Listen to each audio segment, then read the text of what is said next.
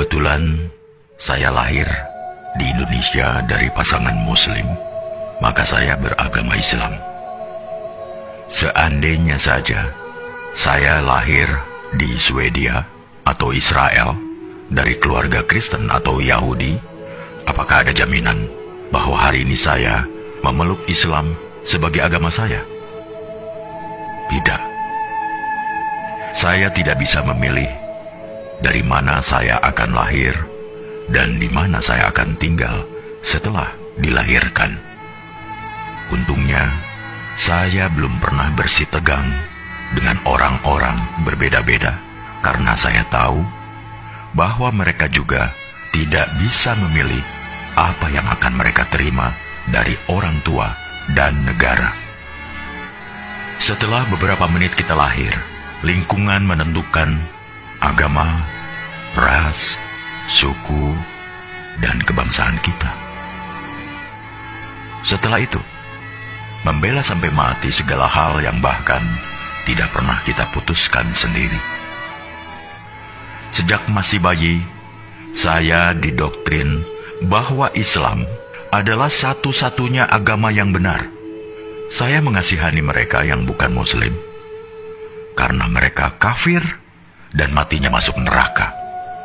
Ternyata, teman saya yang Kristen juga punya anggapan yang sama terhadap agamanya. Mereka mengasihani orang yang tidak mengimani Yesus sebagai Tuhan, karena orang-orang ini akan masuk neraka. Begitulah ajaran agama mereka berkata.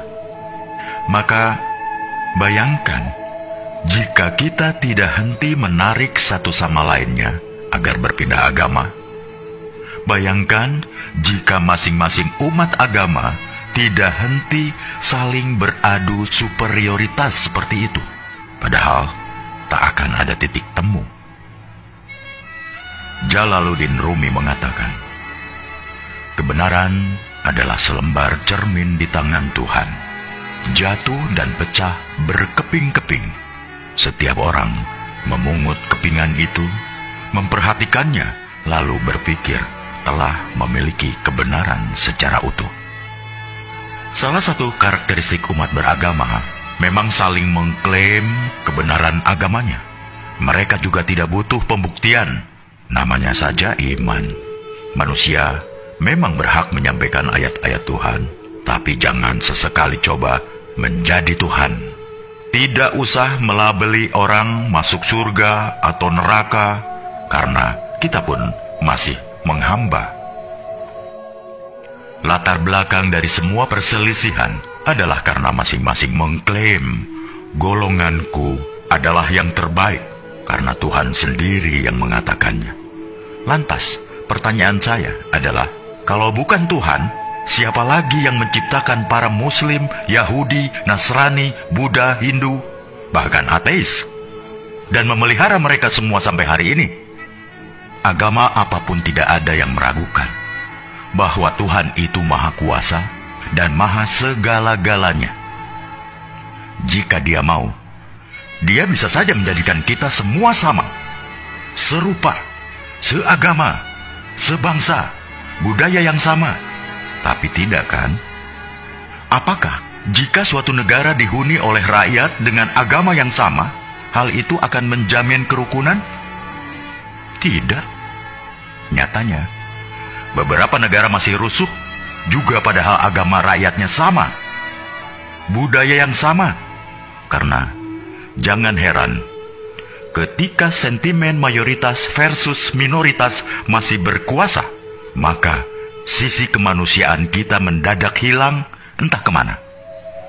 Bayangkan juga seandainya masing-masing agama menuntut agar kitab sucinya digunakan sebagai dasar negara, maka tinggal tunggu saja kehancuran Indonesia kita. Karena itulah yang digunakan negara dan mengambil kebijakan dalam bidang politik, hukum, atau kemanusiaan. Bukanlah Al-Quran, Injil, Tripitaka, Weda, atau kitab suci sebuah agama, melainkan Pancasila, Undang-Undang Dasar 45, dan semboyan Bhinneka Tunggal Ika. Dalam perspektif Pancasila, setiap pemeluk agama bebas meyakini dan menjalankan ajaran agamanya. Tapi mereka tidak berhak memaksakan sudut pandang dan ajaran agamanya untuk ditempatkan sebagai tolok ukur penilaian terhadap pemeluk agama lain, hanya karena merasa paling benar.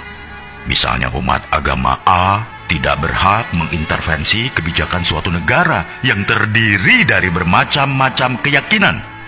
Suatu hari di masa depan, kita akan menceritakan pada anak cucu kita betapa negara ini nyaris tercerai-berai bukan karena bom, senjata, peluru, atau rudal, tapi karena orang-orang yang saling mengunggulkan, bahkan meributkan di media sosial.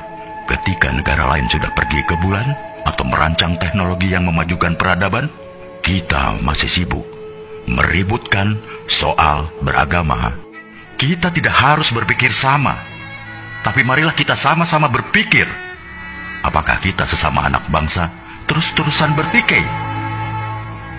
Bila renungan tentang hal ini baik, tolong sebarkan ke saudara, teman-teman, grup, atau siapa saja yang masih ingin kedamaian di bumi pertiwi di Indonesia yang kita cintai ini.